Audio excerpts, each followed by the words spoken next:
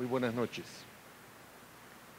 En 10 minutos largos me propongo, primero, evocar el origen y el sentido de la vía costarricense. Segundo, abogar por la restauración de nuestro carácter individual y nuestro carácter colectivo. Y como tercer punto, sugerir una insignia para la nueva Costa Rica que está en proceso de ideación. Hablo ante ustedes como ciudadano libre, no adscrito a ideología, movimiento, partido o secta alguna.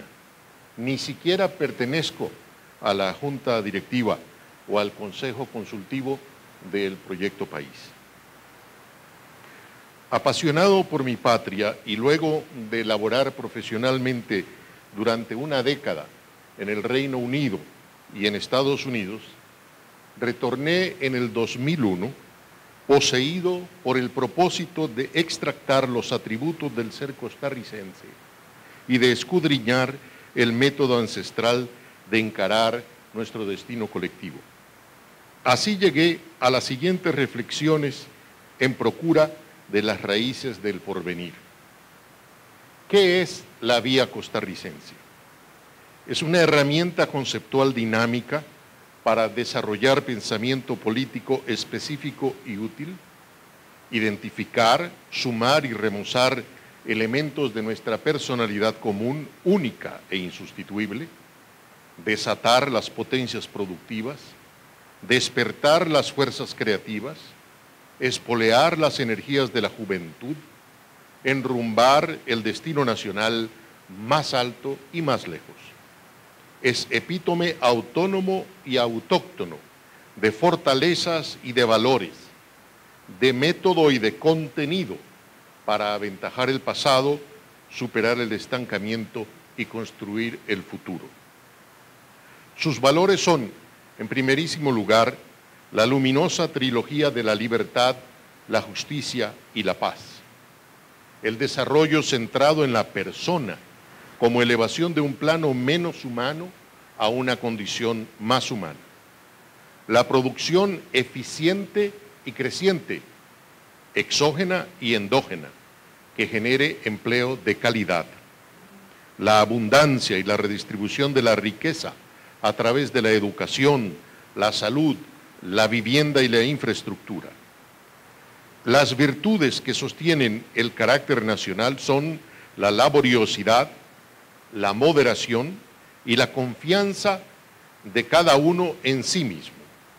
Además, la compasión, la tolerancia y, ¿por qué no?, la utopía. La solidaridad que libere de la necesidad y del temor. La frugalidad que postergue lo superfluo y privilegie lo austero. Digo que es un humanismo cívico. Es un método ecléctico, ajeno a soluciones extremas, que concilia doctrinas de diversos sistemas. Pragmático, pues encuentra la verdad en la eficacia y el valor para la vida. Dialéctico, por su capacidad de síntesis. Abierto, porque lo examina todo y retiene lo bueno. Método que permite pensar con cabeza propia y construir consensos nacionales. Su contenido es republicano y democrático, reformista y progresista, equidistante del estatismo desmedido y del capitalismo a ultranza, propugna un régimen de economía mixta auténtico, propone un desarrollo que no se realice a expensas de la mayoría, que los diantres del lucro no avasallen la ética de la democracia liberal. La vía costarricense es hechura no de un caudillo, de un partido, de una ideología o de una etapa histórica, sino quinta esencia de los ritmos, las formas y los tiempos de la costarriqueñidad. Cada civilización es un orden, es una cadencia, es una vivencia del tiempo, el oro de la experiencia que amontona la batalla de los siglos. Lógicamente, me complace que el Proyecto País adoptara el título de La Vía Costarricense. El diseño y la realización del renacimiento costarricense requieren un material humano revitalizado. En amargos años recientes, emprendedores, políticos y tecnócratas, orlados con diplomas de las más prestigiosas universidades de América y Europa, han caído por debilidades del carácter. La cabeza llena de números y teorías, el corazón carente de esa brújula moral que orienta en la vida, la angurria crematística que ciega el imperativo ético. Si aspiramos a rehacer el país, debemos cambiar nosotros mismos. Justo y necesario es trabajar en la formación del carácter de la niñez y de la juventud. Desde mediados de la centuria anterior, la escuela ha sido más transmisora de conocimientos que forjadora de caracteres. Y comprobado está que el carácter es el destino de la persona. Creo que los padres han de retomar esta obligación con urgencia. La tarea es demasiado importante para dejarla únicamente en manos ajenas. El carácter de la persona, esculpido con las virtudes, grabadas como hábito en el alma por el verbo y por el ejemplo de los mayores. Fe, esperanza y caridad en las convicciones cristianas donde se arraigan, prudencia, justicia, fortaleza y templanza asentadas en la tradición filosófica, el cultivo constante del bien, la verdad y la belleza. Antes que el bienestar, debemos vigorizar el bien ser. El carácter del ciudadano sustentado en las virtudes cívicas, altruismo, cortesía y respeto, indispensables para la convivencia democrática, patriotismo, honor y valor, imprescindibles para la concordia republicana. En nuestra sociedad no hay derechos sin deberes. Los buenos ciudadanos hacen los buenos gobiernos, no a la inversa. En Quizarrá de Pérez Celedón moró por largos años un científico que estudió la vida de las aves y meditó con profundidad sobre el sentido de la existencia. Alexander Scotch nos legó una filosofía costarricense, auténtico tesoro por descubrir. 4 de sus obras merecen consideración en el afán de ahondar y enriquecer la identidad nacional. La búsqueda de lo divino, los orígenes de la belleza natural, fundamentos morales, una introducción a la ética y el ascenso de la vida, tales los títulos de esos 4 libros de Scotch. Es una filosofía de la armonía con la madre naturaleza y con la fraternidad humana. La estela del desarrollo en nuestro territorio, emplazado entre continentes y entre océanos, semeja la trayectoria de una flecha lanzada al espacio que prosigue hacia arriba y adelante.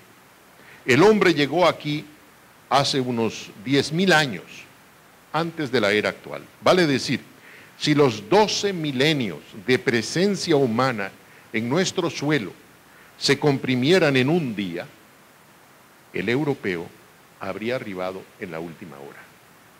Nuestros antepasados vivieron dichosos, en comunión con su ecosistema.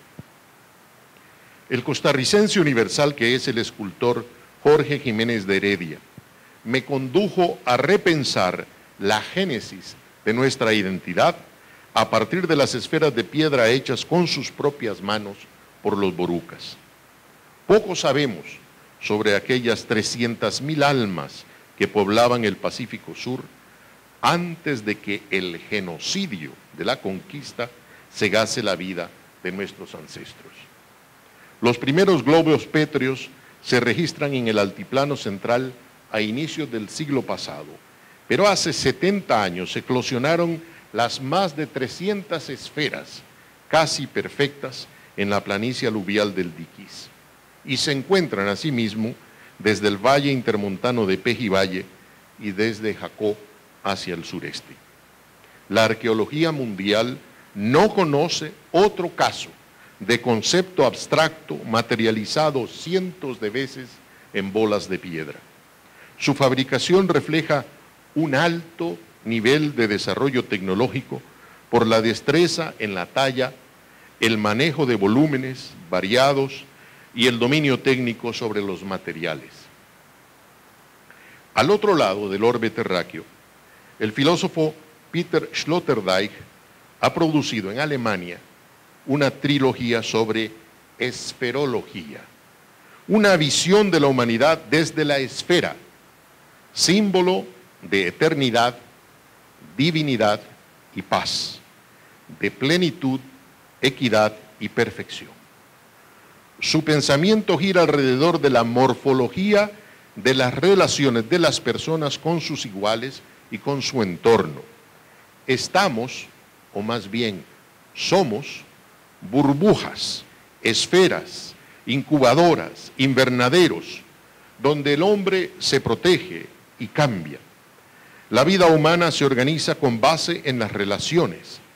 La identidad personal anclada en sus espacios íntimos, sus casas, sus ciudades y sus espacios metafísicos e imaginarios. Focalizarse en la esfera es abordar los espacios comunes en los que el hombre se mueve, porque la experiencia del espacio siempre es la experiencia primaria del existir. Este filósofo alemán sostiene que vivir es crear esferas, o como mínimo diadas, por ejemplo, placenta-feto, madre-hijo, esposa-esposo, ciudadano-estado. Desde la misma concepción, la persona siempre está creando construcciones científicas, ideológicas y religiosas a su alrededor como una forma de recrear su original caverna confortable y protectora. En esto consiste nuestro estar en el mundo. Habitamos siempre un espacio íntimo, una intimidad compartida. Dichas construcciones o burbujas no son únicamente diádicas, también son triádicas o multipolares. La filosofía de las esferas es la búsqueda del espacio que habitamos y que habita en nosotros. Es describir los espacios íntimos en los que anidamos. La esfera ha de considerarse como una manifestación energética, para no decir de poder. Con ella alcanza el pensar del ser su forma majestática. En muy apretado resumen, este es el enfoque esferológico de este filósofo Sloterdijk de Alemania. Propongo a los directores, consultores y patrocinadores del Proyecto País que adopten la esfera de piedra boruca como emblema de la Costa Rica en devenir, que apoyen la gestión ante la UNESCO para declarar Patrimonio Común de la Humanidad nuestras esferas de piedra, que promuevan el apoyo popular a la iniciativa parlamentaria para la declaratoria de las esferas indígenas precolombinas como símbolo patrio.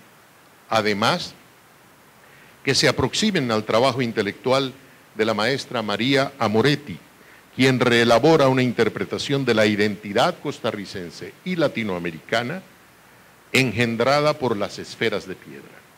Y si no es mucho pedir, que inviten a Peter Sloterdijk a conocer la planicie del Diquís y a exponer en San José su filosofía de la esfera. Para concluir, agradezco la atención de ustedes y la amable invitación del Proyecto País. Cierro con una breve narración de don José Figueres.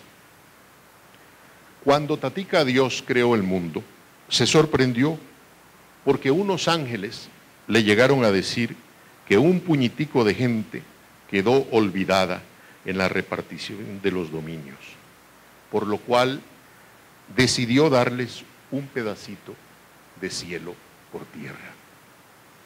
Ese es el país ideal que anhelo para nuestros hijos y nuestros nietos, el renacimiento de la Costa Rica que vendrá.